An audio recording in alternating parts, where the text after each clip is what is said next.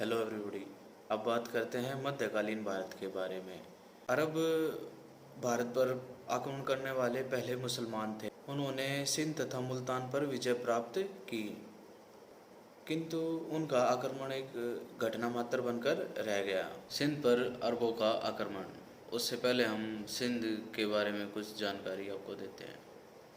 सिंध पर राय परिवार का आधिपत्य था। इस वंश के 5 राजाओं ने यहाँ 137 साल शासन किया था। इनकी राजधानी एलोर या रोहेला थी। इस वंश का अंतिम शासक सासी था, जिसकी मृत्यु के बाद उसके ब्राह्मण मंत्री चाच ने उसकी विधवा लाडी से विवाह कर स्वयं गद्दी पर बैठ गया। इसके शासनकाल में राज्य की सीमा और राज्य दोनों का ही विस्तार हुआ। चाच के बाद चंदर और चंदर के बाद उसका पुत्र दाहिर गद्दी पर बैठा। मोहम्मद बिन कासिम के नेतृत्व में अरबों ने भारत पर पहला सफर आक्रमण किया। कासिम बसरा के शासक का भतीजा और उसका दामाद था। इसने बहुत सेना लेकर भारत पर आक्रमण किया। आक्रमण का उद्देश्य धन लूटना, इस्लाम का प्रचार करना आदि था। पहले कासिम ने 712 ईस्वी में सिंध पर आक्रमण करके इसके भतीजे को देवल में हराया और यहाँ की जनता से इस्लाम स्वीकार करवाया।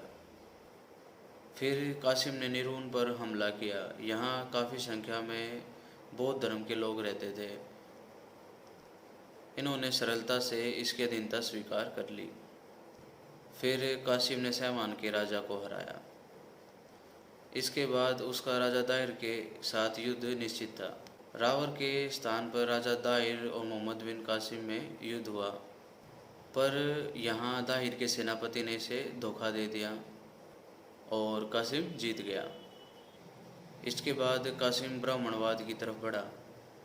यहाँ दाहिर के लड़के जयसिंह ने इसका डटकर सामना किया, पर यहाँ पर भी कुछ देशद्रोही कासिम के साथ मिल गए और जिस वजह से इसको हारना पड़ा।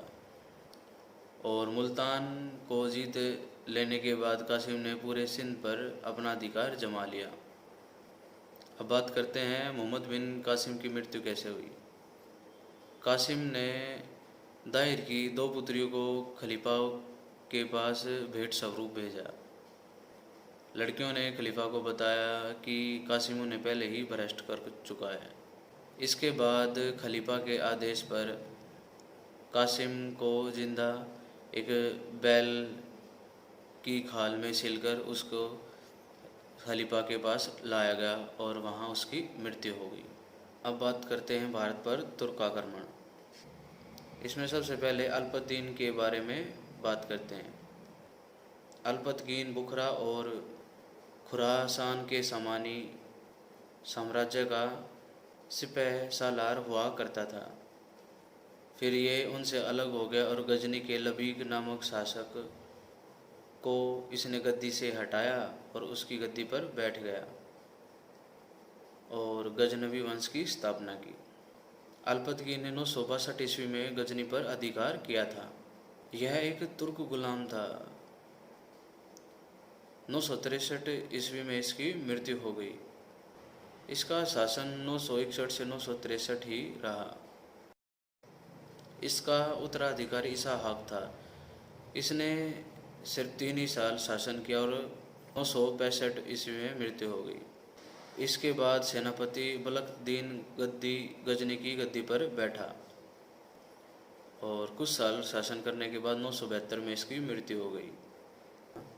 अब इसका दास पिराई शासक बना, जो अकुशल तथा महत्वाकांक्षी शासक था। इसके काल में भारत से तुर्कों का संघर्ष आरंभ हुआ। इस काल में हिंदुशाही राज्य के शासक जयपाल की सेना ने गजनी पर आक्रमण कर दिया, क्योंकि वे बार बार इसके प्रदेशों में घुस रहे थे। इसका मुख्य उद्देश्य गजनी की बढ़ती हुई शक्ति को रोकना था, किंतु इस सेना को अल्पतदीन के दास सुबुक्तगीन ने हरा दिया, जिससे वह काफ़ी लोकप्रिय हो गया। वह अब पिराई को हटाकर खुद गद्दी पर बैठ गया। इसका शासनकाल 977 ईस्वी से 997 ईस्वी तक रहा। सुबुक्तगीन एक महत्वाकांक्षी शासक था। उसने बस्त, द्वार, कुस्तार, बामियान, तुर्किस्तान आदि प्रदेशों पर अधिकार कर लिया।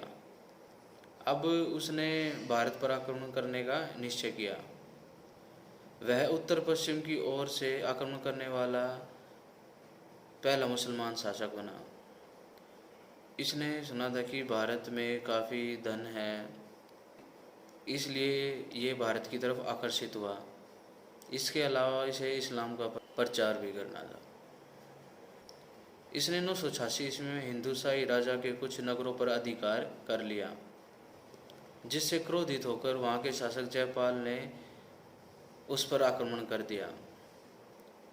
लेकिन दुर्भाग्य से उस समय काफ़ी बड़ा तूफान आ गया, जिस वजह से जयपाल की सेना छिन्न भिन्न हो गई और उसे अपमानजनक संधि स्वीकार करनी पड़ी।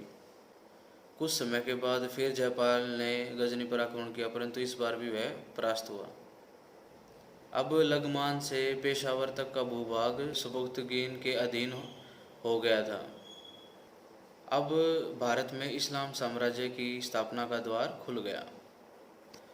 सुबुक्तगीन के आक्रमणों के कारण भारत पर पूरी तरह से विजय तो नहीं हुई, तथापि मुसलमानों उस मार्ग का ज्ञान जरूर हो गया था, जिस पर बाद में चलकर उन्होंने भारत में मुस्लिम साम्राज्य की स्थापना की।